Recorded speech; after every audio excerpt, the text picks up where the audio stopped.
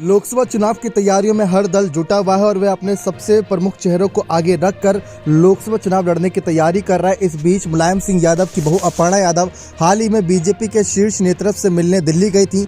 ऐसे में कयास लगाए जाने लगे कि शायद बीजेपी अपर्णा को लोकसभा चुनाव में बड़ी जिम्मेदारी दे सकती है। हालांकि इस कयास की पुष्टि नहीं हो सकी क्योंकि इस पर किसी भी नेता का आधिकारिक बयान सामने नहीं आया।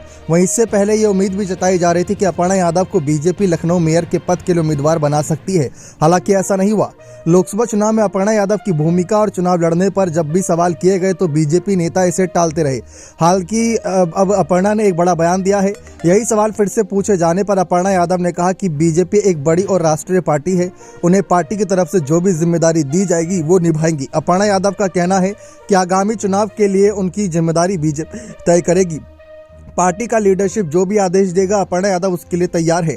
गौरतलब है कि अपर्णा को बीजेपी में शामिल हुए काफी समय हो गया, लेकिन पार्टी ने उन्हें अभी तक कोई अहम जिम्मेदारी नहीं दी। हालांकि 2024 के लोकसभा चुनाव को देखते हुए अपर्णा यादव को बीजेपी का अहम चेहरा माना जा रहा है। ऐसे में इस तरह की अटकलें भी लग रही हैं कि इस बार बीजेपी उन्हें यूपी से लोकसभा चुनाव का टिकट दे सकती है।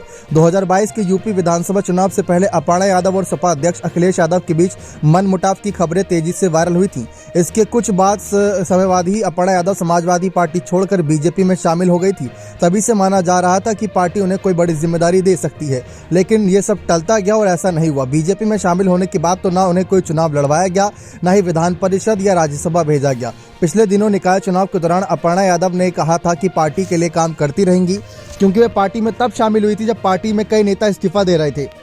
लेकिन वह उस समय शामिल हुई और उन्होंने एक इशारा दिया था कि बीजेपी पार्टी में अब भी कोई बुराई नहीं है। और ऐसे में जब वह शामिल हुई तो उनके साथ कई कार्यकर्ता भी शामिल हुए। तो अपर्णा ने सचमुच बीजेपी की ताकत ही बढ़ाई थी। अब देखते हैं इस मसले पर आगे क्या कुछ जानकारी निकलकर सामने आती है। बने रहे चैनल के साथ। बहुत बहुत धन्यवाद।